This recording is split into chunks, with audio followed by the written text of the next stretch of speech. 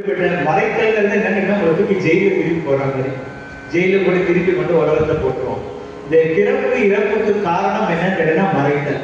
ரொம்ப ரகசியமா செய்கிறாரு. இந்த மறைப்பிலேருந்து தப்பிச்சு ஜெயிலுக்கு போகாம தப்பிச்சிட்டேன்னா அருள் ஒன்று அப்படியே நடந்துடும்.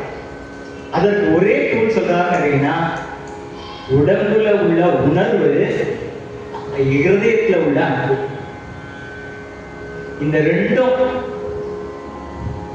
இருந்திருக்குன்னா அப்ப என்ன செய்யணும் அப்படின்னா, இருதயத்துல இனிப்பு அன்பு வந்ததுன்னா அவன் உட்காருவான் அப்படின்னு. ஏன் நோக்கி வரான்னு கேட்டீங்கன்னா, உண்மையே அவன் மாதிரி நீ இருக்கியா? அவன் எப்படி சிவன் எப்போ வருவான்னு ஒரு கேள்வி கேட்டீங்கன்னு வச்சுக்கோங்க. எல்லாரும் கேட்கறாங்கன்னு வச்சுக்கோங்க. எப்போ வருவான்னு கேட்டீங்கன்னா, நீ அவன் மாதிரி ஆகும். உலகத்தில் இருக்கிற எல்லா அடியார்களும் நான் கொடுக்க வந்திருக்கேன். ஏன்னா உலகத்தை படைத்தவன் அவனுக்கு ஏதாவது உலகத்துல இருந்து ஏதாவது வேணுமா? அவன் கொடுக்குற பால் வேணுமா, தயிர் வேணுமா, நேரம் வேணுமா? ஒன்றும் கிடையாது. படைச்சவனுக்கு படைச்சவனே நம்ம கொடுக்குறோம். படைச்சதே நம்ம கொடுக்குறோம். படைத்தவன் படைத்ததே நம்ம கொடுக்குறோம். பட் உண்மையான அவனுக்கு தேவை என்னன்னு கேட்டீங்கன்னா, சிவபெருமானுக்கு என்ன தேவைன்னு சொல்றாங்கன்னு கேட்டீங்கன்னா, இப்ப சொன்னேன் சார்ந்ததன் வண்ணமா மானமா, அதை கூட எக்ஸாம்பிள் இருக்கு. சிவனை சாரணும்னா சிவத்தன்மை வரணும். சிவத்தன்மை என்ன? எல்லாத்தையும் படிச்சு எல்லாத்தையும் கொடுத்துருவான். பாற்கடல் கலந்த போது அமுதத்தை கொடுத்துட்டான். பேரழகி மகாலட்சுமி விஷ்ணுவை தூக்கி கொடுத்துட்டான். எனக்கு ஒண்ணும் வேணாம்ப்பா. உலகத்துல என்ன பண்ணாலும் கடைசி நிலை, உலகத்தினுடைய கடைசி நிலை எனக்கு கொடு அப்படின்னு சாம்பல வரணும். உலகத்துல யாருமே வேண்டாத ஒரு கம்யூனிட்டி, பிடிக்காத ஒரு கம்யூனிட்டி மலைவாழ் மலை மேல இருக்கு. அவளை பார்த்தாலே நம்ம ஓரமா ஒதுக்கிப்போம். அங்கேயிருந்து ஒரு பொம்பளை எடுத்து பக்கத்துல வச்சுட்டான். லட்சுமி எடுத்து வச்சிருக்கலாம், அந்த வச்சுக்கல. ஏன் அப்படின்னு கேட்டீங்க, ஆனா அவன் தான் குடும்பத்துல இருக்கான். விஷ்ணுவும் குடும்பத்துல இல்ல, பிரம்மாவும் குடும்பத்துல இருக்க. ரெண்டு பேரும் ரொம்ப பிரமாதமான ஆளுங்க. விஷ்ணு விளையாடுவார், அது வேற விஷயம், சரிங்களா? ஆனா குடும்பத்துல இருந்தா 2 குழந்தைகள் வச்சிருக்கா, 5 குழந்தைகள், நேரடியா 2 குழந்தைகள், மறைமுகமா 3 குழந்தைகள், 5 குழந்தைகள் வச்சிருக்க.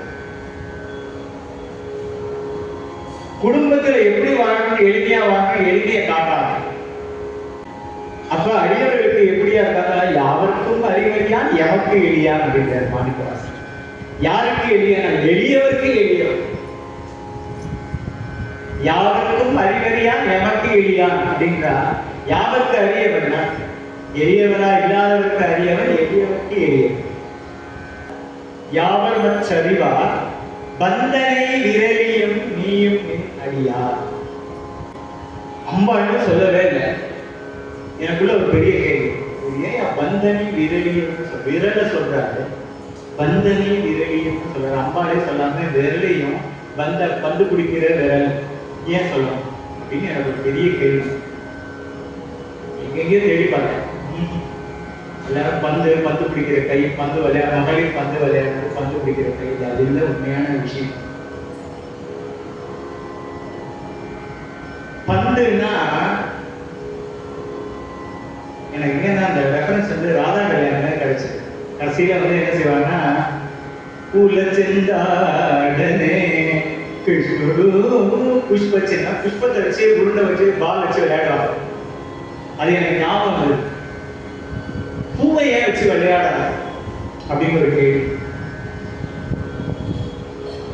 மலர் அப்படின்றது என்ன கிடைக்குன்னா, இதயத்துக்கு ஒப்பான அன்பான பேரன்பு மிக்க இதயம்ன்றதான் மலர். புறமா வாசனை மிகுந்தது, அழகா இருக்கும். மலர் முழுமையா மலரும், ஹிருதயமும் மூலியமா மலரும் அப்படின்னு அந்த ஹிருதயத்துக்கு உண்மையா பூ வச்சிருக்காங்க. அதனாலதான் சுவாமிக்கு பூ போடணும் என்னன்னா, அதை பறிச்சு ஹிருதயத்துல உள்ள செலுத்தி அதை மென்மையாக்கி மென்மையான ஹிருதயத்தை சேர்த்து உனக்கு சமர்ப்பிக்கிறேன் அப்படிங்கறதான் பூஜை. சரியா? அப்ப இந்த பூவெல்லாம் உருட்டிருக்காங்க அப்படின்னா என்ன அர்த்தம் கேட்டீங்கன்னா, சுவாமி மணிவாசகர்ங்கிற பூ இருக்கு இல்லையா, ஒரு பூ அவர். சரிங்களா?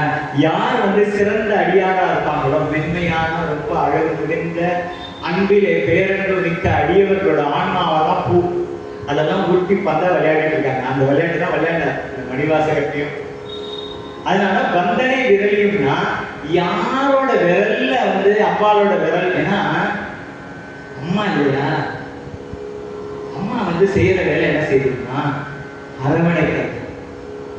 எங்க வேணா போய் பாருங்க, அரவணைப்பு அப்படின்னு வரும்பொழுது முதல்ல உடம்புல படுற பகுதி விரல். அரவணைப்பு அப்படி யாரு அரவணைப்பு பண்ணாலும் முதல்ல என்ன செய்யணும், அப்படி பக்கத்துல போய் கை வைக்கும் போது அந்த விரல் தான் உடம்பு மேல படும். முதல் ஸ்பரிசம் விரல். அம்பாளோட முதல் ஸ்பரிசம் மணிவாசகருக்கு விரல்.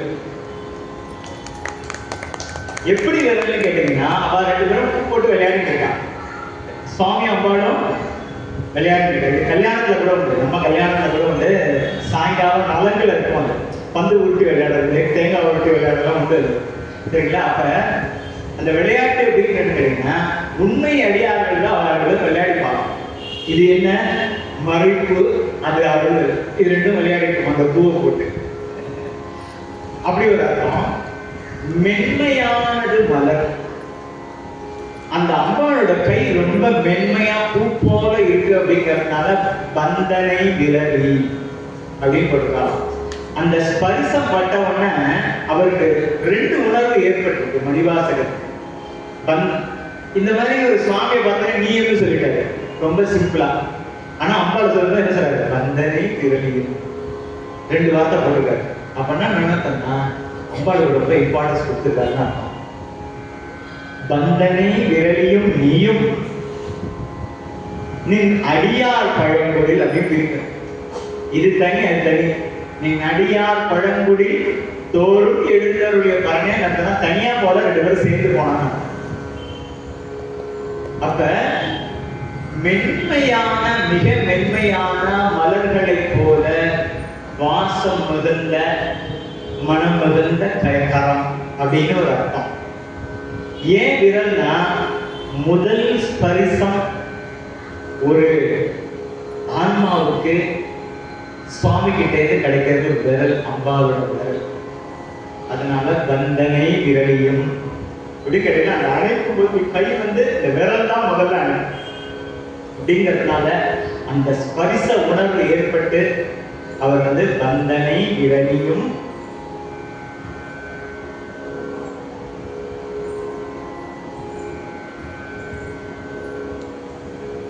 அதே போல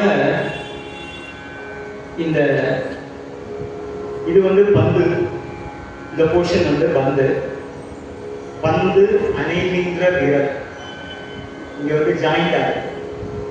பந்து அணைகின்ற விரல், இதுதான் அபயஹஸ்தமாகவும் இருக்கு, வரதஹஸ்தமாகவும் இருக்கு. அபயம் வரதம் 2 எதுலேருந்து வருதுன்னு கேட்டீங்கன்னா அம்பாள்கிட்ட தான் வருது. அம்பாள் மட்டும்தான் அபயமும் வரதமும் கொடுக்க முடியும். அதனாலதான் இத அவளோட அருள் இங்க என்ன வருது, பந்தனையில தான் வருது. சோ இந்த கை காட்டுகின்ற அருள் அது வந்து ஸ்பரிசம், அது உயர்ந்த நிலை. சாதாரண நமக்கு எப்படின்னு கேட்டீங்கன்னா, வந்து அணைகின்ற விரல், இது அந்த மாதிரி இருக்கு.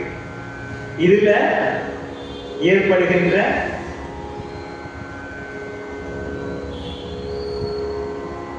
ஆசீர்வாதத்தை சொல்லலாம். பொதுவா இந்த கை வந்து அபயஹஸ்தம், வரதஹஸ்தம் தான் சொல்லலாம். வரதஹஸ்தம் வந்து சரணாகதி நிலையை நமக்கு உணர்த்துவதற்காக, அபயஹஸ்தம் கருத்து நான் இருக்கேங்கிறது அபயம் கொடுப்பதற்காக 2 அம்பாள் செய்யற வேலை. ஸோ அதற்காக இந்த கையை பார்த்தோம்னா அவருக்கு பந்தனை விரலியும் அப்படின்னு தோணியிருக்கு. ஸோ இந்த 2 விதமான பார்வை, ஒன்று வந்து அகப்பார்வை, ஒரு புறப்பார்வை. புறப்பார்வை அபயஹஸ்தம் வரதஹஸ்தம், அகப்பார்வை என்ன, அம்பாளோட கை விரலோட ஸ்பரிசம் ஒரு ஆத்மா அப்படிங்கிற பார்வை. இந்த 2 பார்வையில